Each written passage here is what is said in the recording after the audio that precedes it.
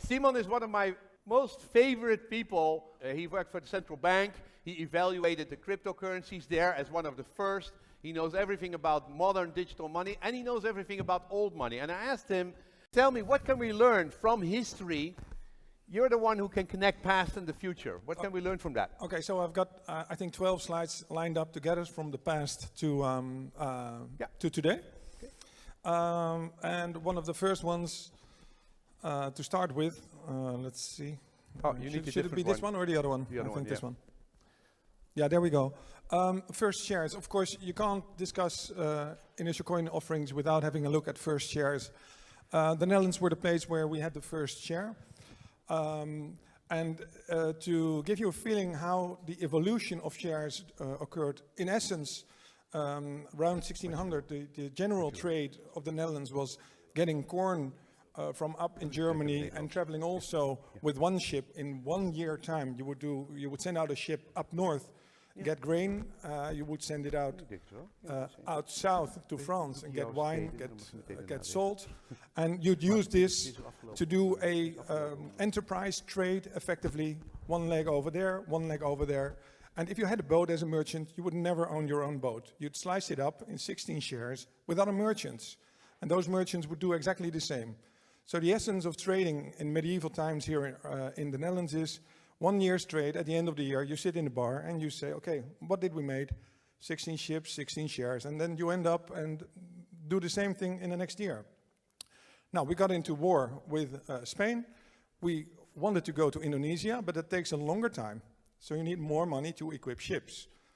There were some small companies doing this already, and the Dutch Prime Minister said, come on, we're going to make a huge corporation. We call it the East India Company. We'll send out money, but we need money for that. So they said, we're going to issue shares. It's for 10 years' time. Give us your money. And people did want to give money because it would earn you quite something. But putting your money somewhere for 10 years, would you do that? Yeah. No, you want to trade.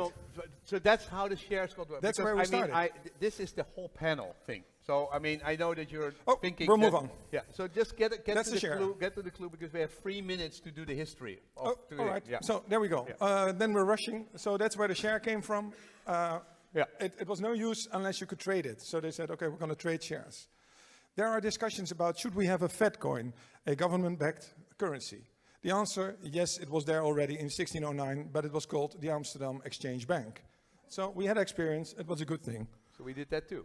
We had a tulipomania, of course. Yeah, tulipomania. How long did that actually last, that whole tulipomania? How many years? Well, you could say the run-up was from 1600 to 1634 with the introduction of the tulip in the Netherlands, and then the hype started from 34 until 37. Okay, 3 years. So 3 years. How many people were involved?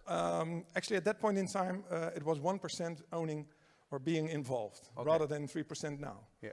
Okay. And there was a moment where it fueled, and that was the moment that futures were introduced. Ah, the future. Okay. So we have some similarities. But it was only a very small period that it really became crazy. That was small like period. 3 months or 6 months. Yes, and put this in the context of those days, the plague was going around. So people got inheritances, got money.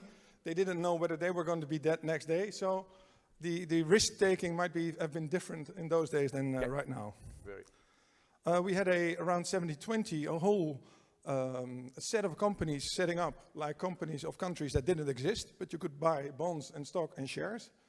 That led to the naming of Windtrade. There's Windtrade shares that are actually nothing. The only remaining share is the ASR insurance company. That's the only remaining share of those days. So basically shares which were worth nothing, which were not backed by anything, why already everyone going for it, and then finding out it doesn't work. So in the Kalverstraat, main shopping street, there was a big riot. There was a play by Pieter Langendijk, sort of like the Verleiders. Everyone got annoyed, angry, and they wanted to... this is the BitConnect of the BitConnect sort of the BitConnect crowd. So we have that too, yeah? Yeah, that's right.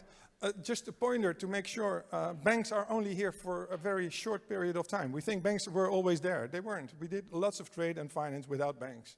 So keep that in mind. There's a lot of people predicting that we don't need the banks in their current form. So that's possible. They were only here for a short time. So then even sort of 110 years ago, the same mechanism, electric tram company. Yeah, great shares. Great shares. Let's buy it. And electric tram. The guy here says, well, the prospectus doesn't tell you anything, but nevertheless, it will be most likely oversubscribed because well, the white paper. The white paper. Yeah, it sounds nice, looks nice, so the public is really enjoys this.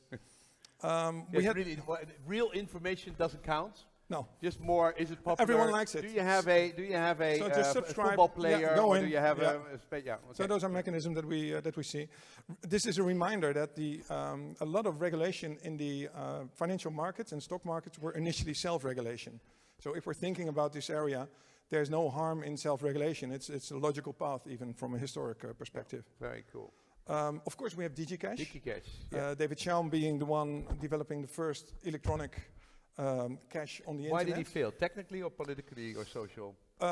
He was a complex personality. Good. He had a bright mind, and he didn't want to give his baby away. Okay. So that's sort Open of source was not on his agenda yet. no, Okay. no. So that's DigiCash, of course. And then I figured it would be good to have a look at the regular market and see what happened there. I mean, we can look at cryptocurrency and say, well, that's all fake news, but we've had some other And they said fake news in the IPO of the .com was 6 trillion, or 16 trillion or 6 trillion. I mean, one of the two. But I mean, like 10 times or 20 times bigger. Yeah. In a much smaller world. Okay. Funny stuff has been happening in the regular financial world as well. So we could care about cryptocurrency, but this happens also in the regular world. Yeah. You can invest in trees, in ships, and pretty risky as well. Yesterday we had Ron, who's probably watching, but Ron was the person who helped Nina Brink to go to the market. He worked for the bank, for ABN AMRO. Yeah. And of course, I can't. iSafe. Why not iSafe? We were all in a moment like, well, we're going to earn this extra And percentage they of paid earnings. all the money back. They paid all the money back. Yes. Yeah, that's right. Okay. Yeah. So these are the reminders. We are maybe in a situation where we just want to make money so badly that we'll go for anything. In this case, iSafe, or it could be cryptocurrency. Who knows? Yesterday we had Scheringa, who is doing a 10 million ICO, who did the DNB, and he said, "Hey, we paid everybody back. We went bankrupt. We paid everybody back, and there's $1 billion. There's $1 billion left. You know, so and it's actually." So he says I was completely innocent. Yeah. Okay, Sure. good. Okay. A reminder: we saw this crowd kicking in the doors at the Kalverstraat, and Occupy is a reflection of. And also how completely unequal the society has become. You know, it's really. So you're bound to get a return, and of course, Bitcoin is an example of that. Okay. We had the Bitcoin conference, which was historic, and the letters ended up in the garden of Bitonic. Okay. I found them later, so I figured that was. And actually, do people know of the top 10 programmers who work on Bitcoin? Number 1 lives in Eindhoven, Van der Laan, and there's a second Dutch person. So there's 10 people doing all the major programming for Bitcoin, and 2 of them are Dutch. Yeah. So then we end up in the blockchain era and the Bitcoin area. We see the Dutch Central Bank experimenting. We see our securities regulator warning. And of course, we end up in the hearing last week in Parliament where there's this new discussion. Should we regulate? Should we regulate more? Because one of the interesting things yesterday is that it's clear that AFM and DNB already apply rules to everyone. So. Thank you very much, Simon. And You're here we welcome. are today.